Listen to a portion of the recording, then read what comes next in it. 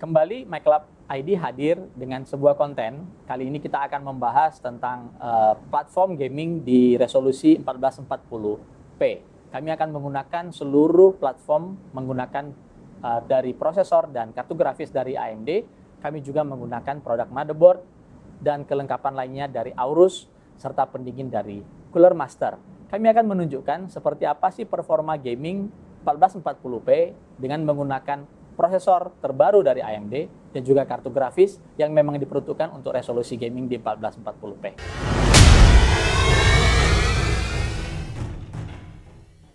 Beberapa waktu yang lalu AMD telah merilis prosesor yang baru yang disebut dengan AMD Ryzen 7 5800X3D.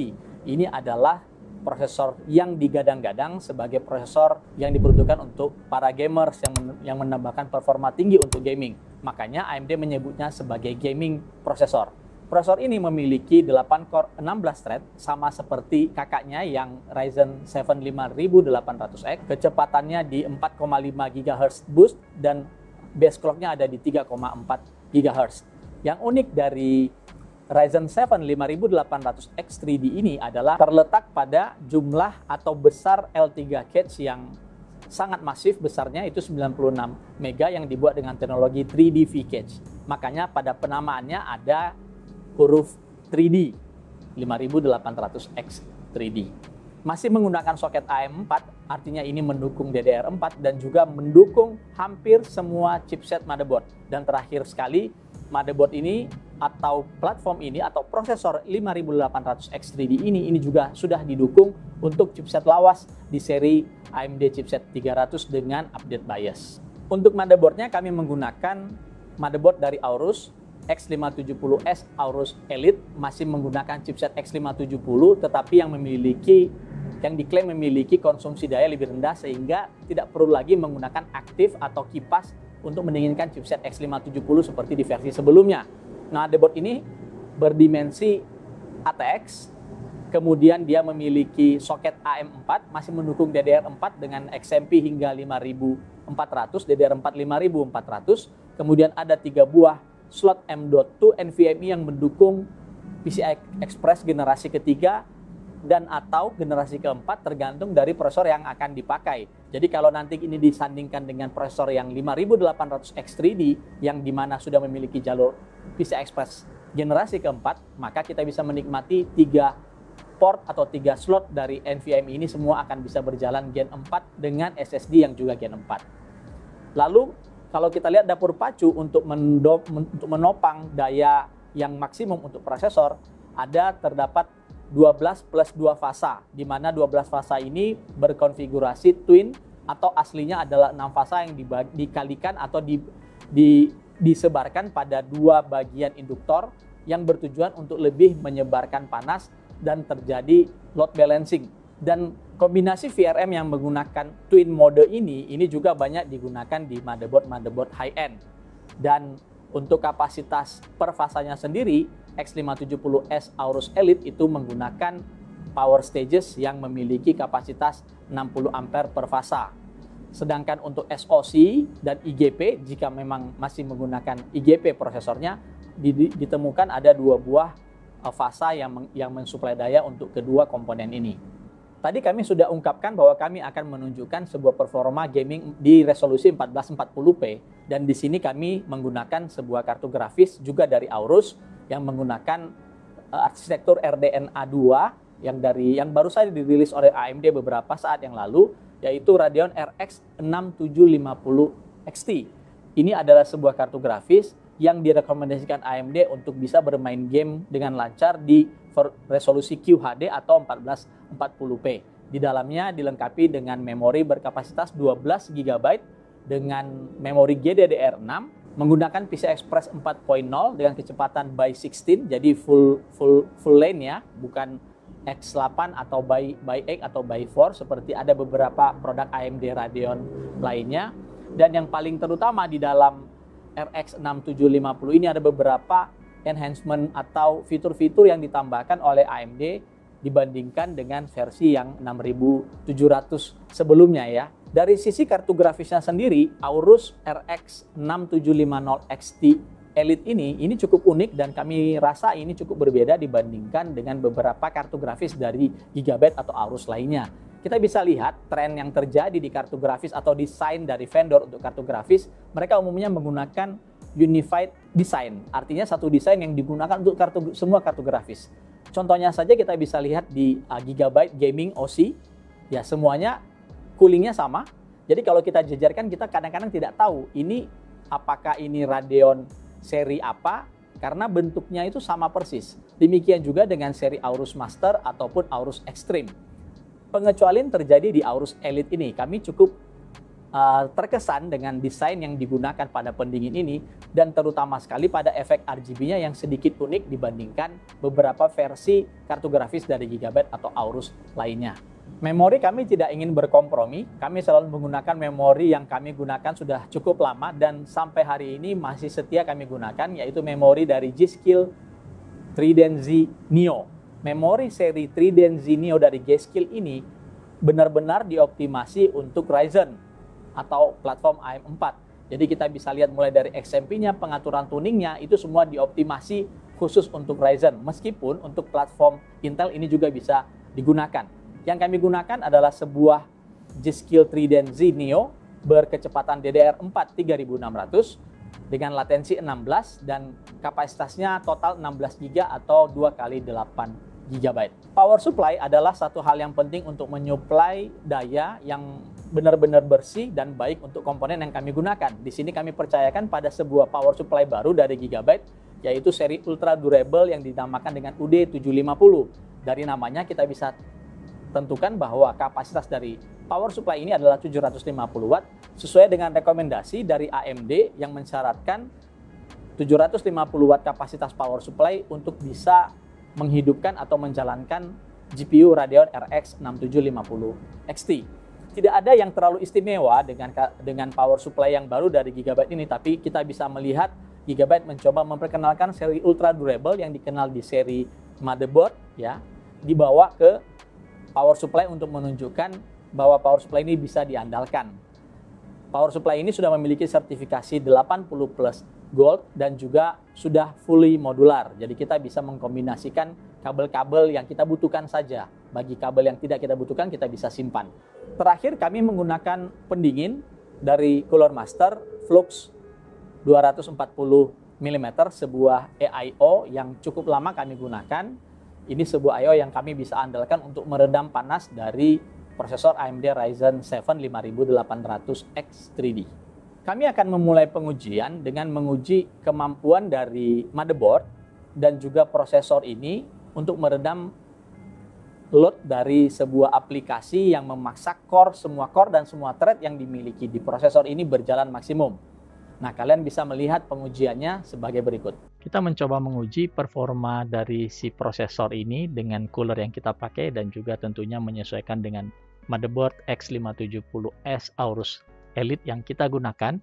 Kita lihat di sini kami menjalankan seperti biasa benchmark Cinebench R23 multicore dan kita dapatkan saat ini temperaturnya itu di angka hampir 80 derajat Celcius maksimum, dan kalau kita perhatikan si motherboardnya sendiri VRMOS-nya hanya berada di angka 43 derajat Celcius maksimum. Artinya, si prosesor Ryzen 7 5800X 3D ini dengan gampang dapat dihandle oleh motherboard X570S Aorus Elite, dan kita lihat juga CPU package power tercantum di sini maksimum ada di angka 131 watt. Sekali lagi temperatur stabil di angka hampir 80 derajat dan frekuensi prosesor seketika menjalankan multicore itu ada di antara 4,2 sampai 4,3 GHz. Oke, setelah itu kita akan masuk pada pengujian gaming 1440p. Ada beberapa gaming yang kami gunakan, yaitu mulai dari Assassin's Creed, Valhalla, lalu kami juga menggunakan Cyberpunk, kemudian ada game Shadow of the Tomb Raider, serta satu game terakhir yang kami pakai, apa tadi? Oh, Far Cry.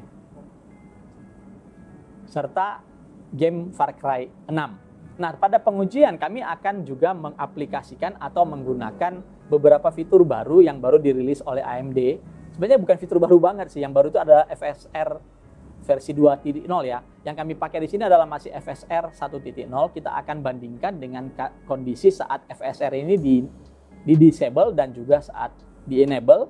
Lalu kami juga akan menggunakan mode ray tracing on dan ray tracing off pada beberapa gaming yang memang mendukungnya. Terlihat pada pengujian Assassin's Creed Valhalla dari side by side, kita bagi dua monitornya ini. Satu adalah kondisi default tanpa FSR on, dan sebelahnya lagi FSR kita aktifkan dengan mode ultra high quality.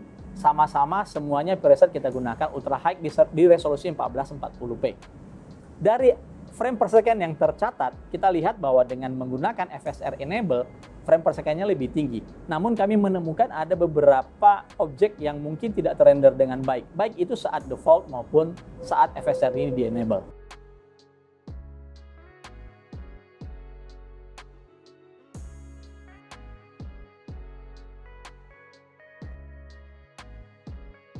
Selanjutnya kami menguji Far Cry 6 dengan metode yang sama juga, resolusi yang sama. Kami juga enabling FSR-nya dan juga kami disable. Kami gunakan semua opsi rata kanan yang dimungkinkan pada setting gaming ini. Dengan metode benchmark kami bisa menjalankan gaming ini dan terlihat lagi-lagi FSR menghasilkan frame per second atau frame rate yang jauh lebih baik dibandingkan saat kondisi FSR ini off.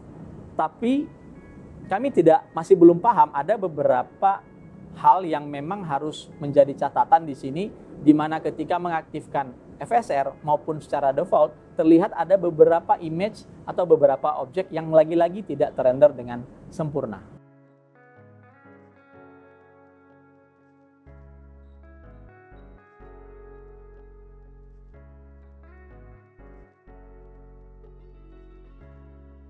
Cyberpunk adalah sebuah game yang dikenal lebih friendly dengan kubu sebelah karena memiliki ray tracing, dan kami bisa memainkan game ini ya dengan Radeon RX 6750 XT dengan ray tracing on. Jadi kami on-kan semua ray tracingnya dengan resolusi 1440p dan preset kami set pada setting high. Memang FPS-nya nggak begitu tinggi dibandingkan ketika ray tracing itu kami off.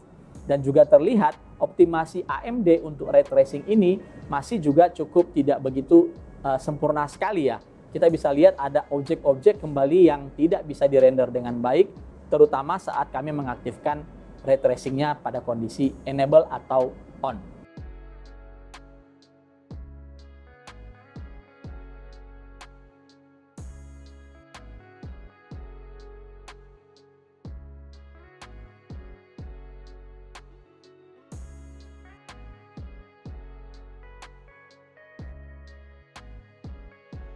Untuk pengujian gaming terakhir adalah Shadow of the Tomb Raider. Kami juga menggunakan resolusi yang sama 1440. Kami juga mengaktifkan ray tracing pada level medium dan juga kami menonaktifkan ray tracing pada semua setting rata kanan atau yang very high quality lah untuk setting benchmarknya. Lalu kami bisa menemukan juga saat ray tracingnya di-on-kan, terlihat kembali ada beberapa image yang memang tidak bisa terrender dengan sempurna, yang biasanya harusnya bisa lebih disempurnakan lagi dan bisa memperlihatkan detail yang jauh lebih baik. Dan memang seperti biasanya ketika kita mengaktifkan ray tracing, terlihat drop frame rate itu cukup terasa, hampir setengahnya atau bahkan ada di beberapa tempat atau di beberapa scene itu bisa dropnya cukup jauh sekali. Sekilas kami juga melakukan pengujian dengan fitur FSR 2.0 yang baru saja muncul dan ada di game God of War. Di sini kami membandingkan antara kondisi FSR 2.0-nya off dengan FSR 2.0 quality di resolusi 1440p dengan setting ultra. Kita lihat di sini perbandingannya, sedikit ada peningkatan pada frame per second atau frame rate yang dihasilkan saat FSR pada kondisi aktif dalam posisi quality. Dan detailnya juga jauh lebih terlihat dibandingkan saat FSR 2.0-nya dalam posisi disable atau off. Dari sini kami juga bisa mengambil kesimpulan singkat bahwa FSR 2.0 memberikan peningkatan performa bukan hanya dari frame per second-nya, tapi juga dari sisi quality dari game yang dimainkan.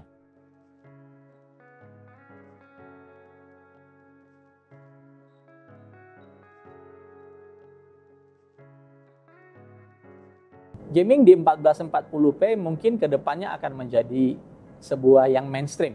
Kita lihat sekarang gaming di 1080p itu sudah mulai transisi ke 1440p, bahkan kalau mau kita lihat lompatan yang lebih jauh harusnya itu gaming di 4K.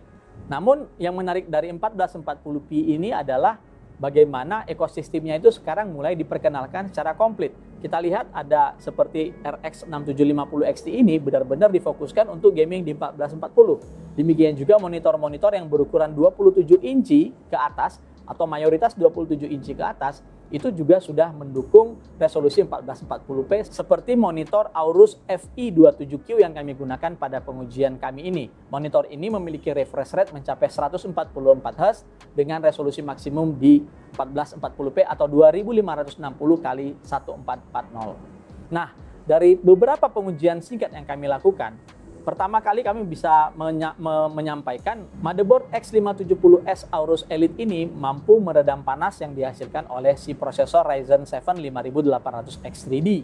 Ya, di sini kita bisa lihat tadi pada pengujian VRM di motherboard itu tidak mencapai angka 50 derajat. Dia ada di angka 40-an derajat ketika dibebankan pengujian Cinebench R23.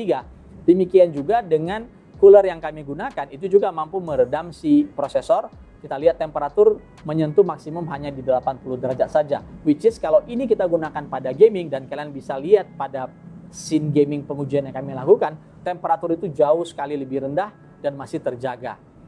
Prosesor Ryzen 7 5800X3D ini masih menggunakan TDP 105 Watt dan bisa diredam oleh si Cooler Master Flux 240 yang kami pakai.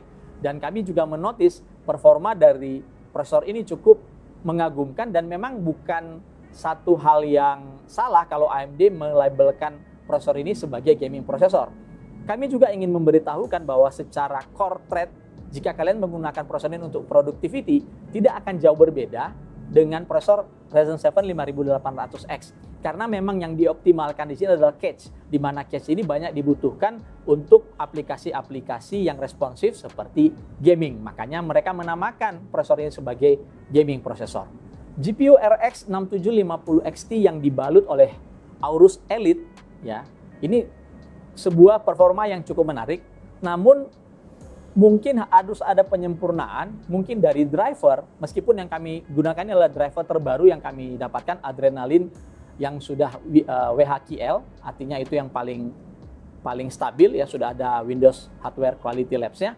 Namun kami masih bisa melihat ada miss dari beberapa image yang ada. Tapi kalau kita ngomong soal performa, terutama pada bagian FSR, AMD dengan Radeon RDNA 2-nya, dengan juga software yang mereka optimalkan untuk driver dan untuk gaming, ini bisa menunjukkan performa yang cukup signifikan, ya. Meskipun kami tetap mengeset semua pada pengujian yang kami lakukan, kami selalu melakukan setting FSR ini pada sisi high quality. Semuanya FSR yang kami enable itu adalah pada sisi high quality. Artinya kami tidak mau mengkompensasi kualitas gambar dengan FPS yang tinggi. Kami ingin itu seimbang. FPS tetap tinggi namun kualitas gambar juga tetap baik. Nah, mungkin karena implementasi seperti ini ada ditemukan beberapa rendering yang tidak sempurna, ada beberapa yang miss, ada beberapa warna yang tidak keluar atau harusnya ada sebuah refleksi atau ada sebuah objek yang harusnya dirender namun tidak terlihat di situ. Kami rasa kedepannya ini akan bisa disempurnakan dengan driver, apalagi sudah ada hadir sekarang FSR 2.0 yang konon dan beberapa review yang kami juga lihat memang sangat menjanjikan dan jauh lebih baik dibandingkan dengan FSR 1.0. Sebelum teman-teman komplain, kenapa sih kualitas pada pengujian gamingnya itu videonya terlihat tidak begitu terang dan segala macam, dan FPS-nya juga kok jauh lebih rendah ya dibanding pengujian yang pernah teman-teman lihat. Karena kami menggunakan AMD Relive. Kami menggunakan semua utilitas yang diberikan oleh AMD pada kartu grafis ini dan kami memanfaatkannya secara maksimum. Perlu teman-teman tahu bahwa semua video itu dirender dengan resolusi 1440p juga, jadi sama dengan in-game resolution, dan itulah hasilnya. Kami tidak mengurangi, kami tidak menambahkan. Jadi bila terjadi ada frame rate yang drop, itu karena memang sebagian dari resource di kartu grafis dan juga di prosesor ini digunakan untuk merender atau merecord videonya. Jadi sekali lagi kami ingin mengutilisasi semua fitur yang ada semua fitur yang diberikan oleh si AMD ini untuk memaksimalkan pengalaman kami bermain game di resolusi 1440p. Demikian share kami tentang gaming 1440p dengan semua platform baru yang di-provide oleh si AMD dan juga Aorus. Terima kasih pada AMD Indonesia yang sudah meminjamkan kami prosesor Ryzen 7 5800X3D dan juga untuk Gigabyte Indonesia atau Aorus Indonesia yang sudah memprovide kami dengan motherboard dan kartu grafis dari seri Aorus Elite ini serta power supply Gigabyte UD750GM. Demikian konten kami kali ini, semoga berguna dan jangan lupa untuk selalu like, subscribe, dan share jika video kami ini bermanfaat untuk kalian. Sampai bertemu dan salam sehat untuk kita semua.